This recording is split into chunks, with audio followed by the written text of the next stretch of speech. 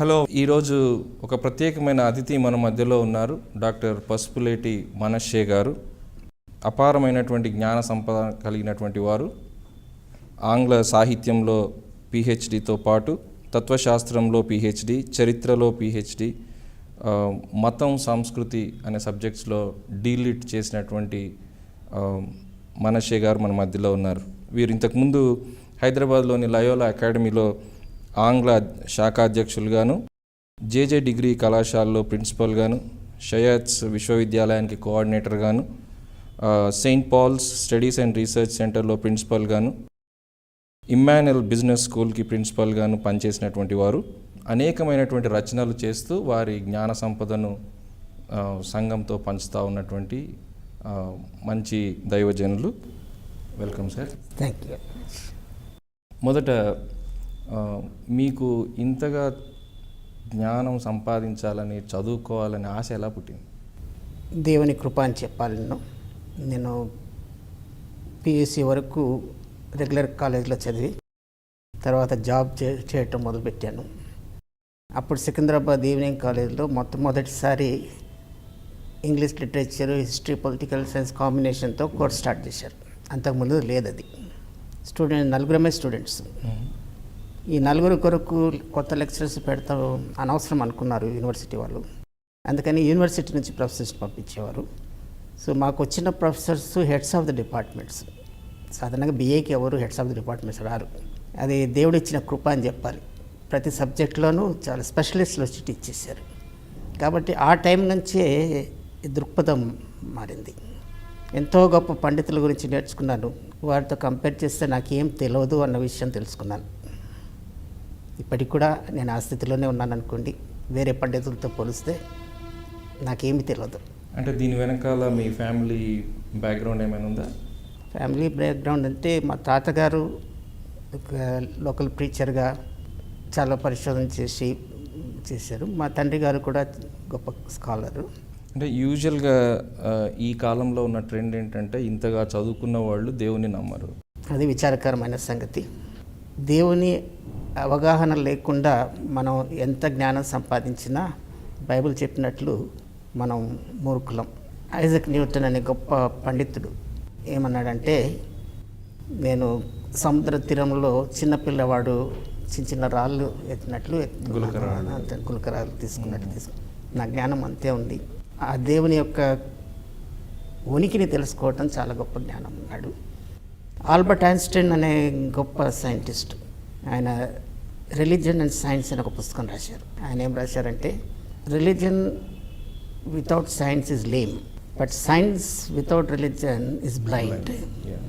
కాబట్టి నిజమైన జ్ఞానం గలవారు అంతిమ వాస్తవం ఉంది అన్న మాట నమ్ముతారు. అంటే దేవుని గురించి నమ్మకం ఉంది. దేవుడు వాస్తవం అని మీరు ఎలా నొక్కి చెప్పగలరు? చాలా కాలం క్రితం ఫిలాసఫీ చదవటం వల్ల కొన్ని విషయాలు నేర్చుకున్నాను, కానీ అవి నిజంగా నాకు జవాబు ఇవ్వలేదు. నాకు నిజంగా జవాబు దొరికింది నా వ్యక్తిగత అనుభవం. ఎప్పుడైతే క్రీస్తుని రక్షకునిగా స్వీకరించానో నా హృదయంలో ఆ దేవునితో సంబంధం ఏర్పడింది. Through Christ we can have person to person relationship with God. ఆయన గూర్చి తెలుసుకోవటం కాదు, కానీ ఆయన తెలుసుకోవటం మొదలుపెట్టాను. సో ఈ చరిత్ర, ఆంగ్ల సాహిత్యము, తత్వశాస్త్రము, మతము, సంస్కృతి ఇవన్నీ స్టడీ చేస్తూ ఉన్నప్పుడు మీకు ఎక్కడ కాంట్రడిక్షన్ లాగా అనిపించలేదా? ఈ ఐడియాస్ అబౌట్ గాడ్, ఫెయిత్, లేక ఈ హ్యూమన్ డెవలప్మెంట్ అనేటివి నాకు కనపడలేదు. వేరు అభిప్రాయాలు అన్ని సబ్జెక్ట్స్లో ఉంటాయి, కానీ వేరే అభిప్రాయాలు ఉండటం వల్ల మనకు కాంట్రడిక్షన్ లాగా అనిపించదు. వారి యొక్క మనస్తత్వంలో, వారి యొక్క దృష్టిలో, దృక్పథంలో మార్పులు చూస్తుంటాం అంతే. సో అది నా విశ్వాసాన్ని ఎటువంటి ప్రభావితం చేయదు.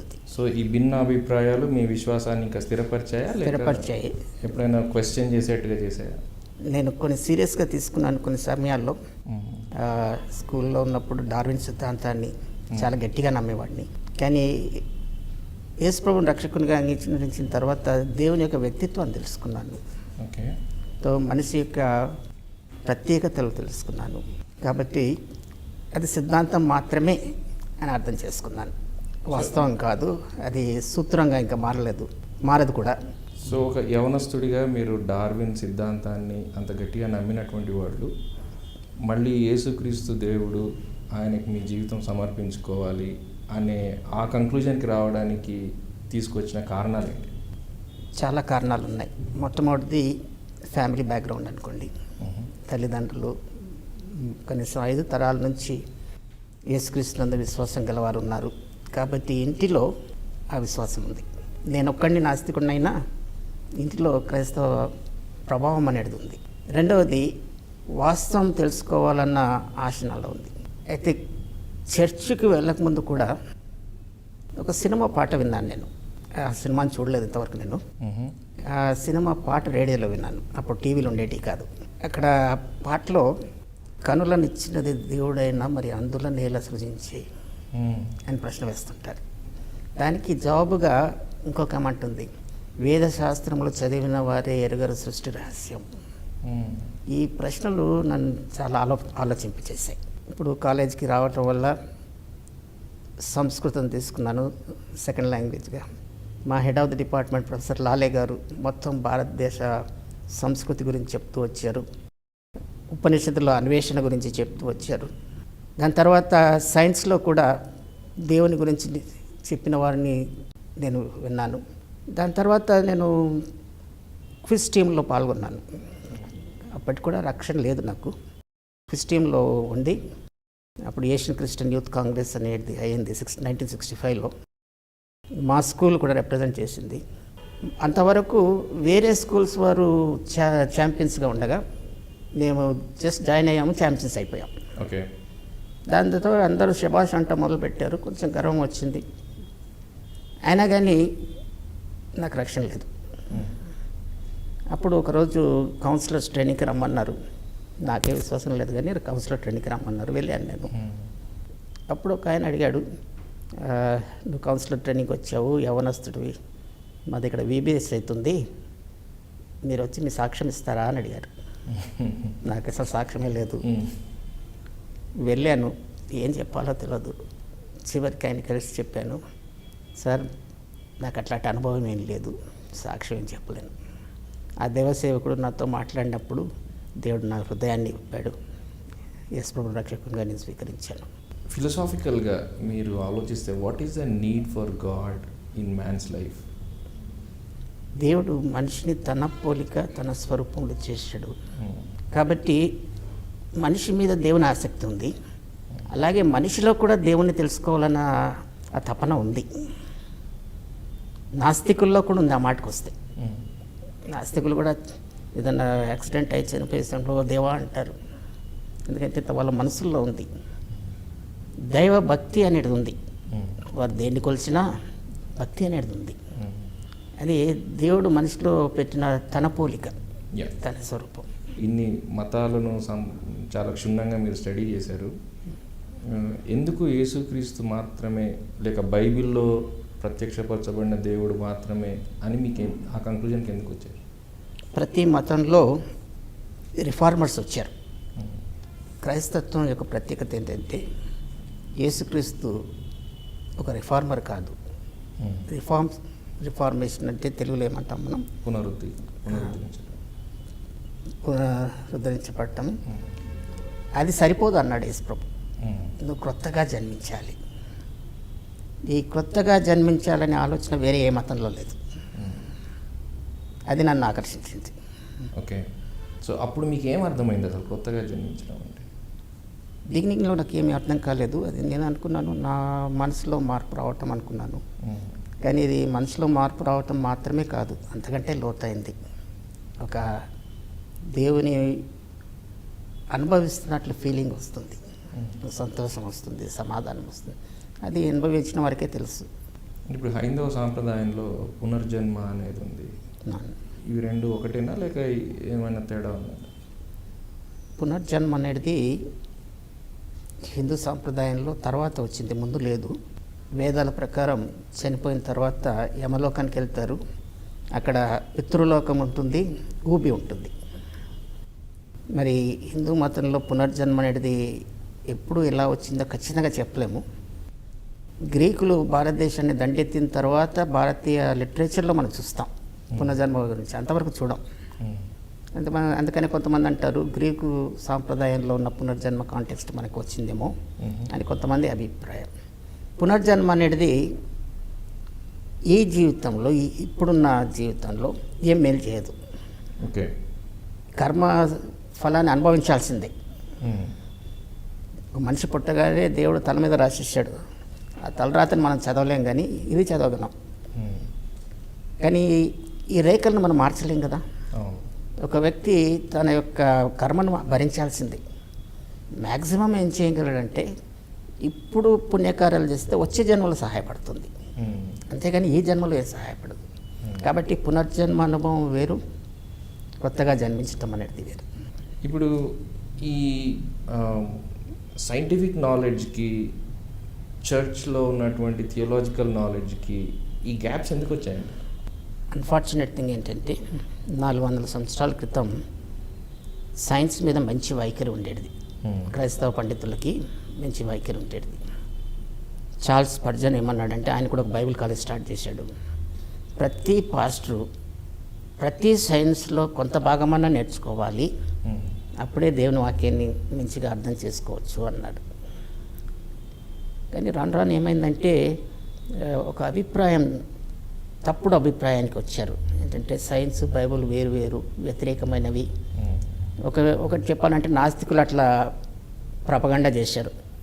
దానివల్ల వీళ్ళు ప్రభావితులై బహుశా రెండు వేరు వేరు అనుకున్నారు. రెండు జోడించి చదవటం అనేది జరగటం లేదు. ఇలా అదే జరిగితే రెండిట్లో ఎటువంటి విరుద్ధమైన అర్థాలు లేవు అని అర్థమవుతుంది. ఆ విధంగా కొంతమంది ప్రయత్నం చేస్తున్నారు. ఇంగ్లాండ్లో ఇంటర్వర్సిటీ ఫెలోషిప్ అని, moody Bible institute, moody science institute, అక్కడ పరిశోధనలు జరుగుతున్నాయి రెండింటినీ సరైన కోణంలో అర్థం చేసుకోవటానికి. సైన్సిస్ట్లో ఒక యథార్థత ఉంది. వారు ఏదైనా అంశం తీసుకున్నప్పుడు దాన్ని ఒక హైపోథసిస్గా, థియరీగా చెప్తారు.